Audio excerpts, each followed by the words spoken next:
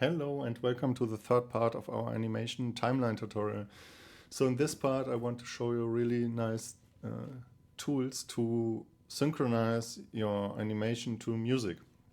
So for this we created a possibility for operators to draw into the timeline. So like the viz ops, they can visualize data or just draw shapes or images to the timeline.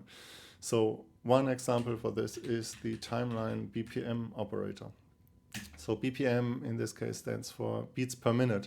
So you can set the parameter beats per minute to the BPM number of the music that you're synchronizing with, and you will see those rectangles here. So this is the beats in your music then, and you can scrub through it and you see the number, the beat index where you are right now in the time on your timeline. In the future also this will snap the cursor, like dragging this line should drag snap the cursor to that beat. Yeah, but now you have a really nice overview where you are in your music and which beat, and you can really synchronize cuts and animations to those beats.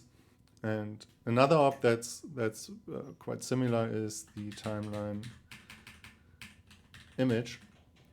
And this one will add an image to your timeline. So you can click Open File Manager and select an image. So I generated this image with an external tool. Maybe in the future, maybe we will add more ways that Cables can analyze music and directly render it on the timeline.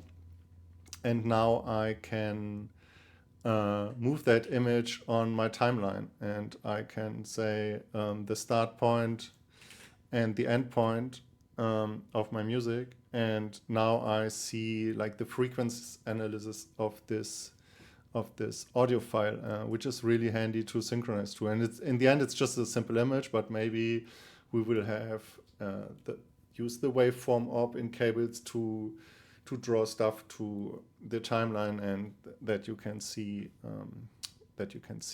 your audio track there. Yeah. So another nice thing about keys, or another nice feature on the Cables timeline, is that you can just select keys and scroll down here in the little panel here, and you will see there's a comment and a color like in the operator. So when I select a color, you will see I just colorized this area, and when I type my comment, I can write comments, so I have some idea what's happening there, so I can make some notes in my timeline or just colorize it so that you know in this area this particular thing is happening, or this is the important thing, so I can come back and know exactly where I have to go without searching and scrubbing. You already know it should be in the blue area. And yeah, this is really helpful to organize your keys. Okay, see you in the next one.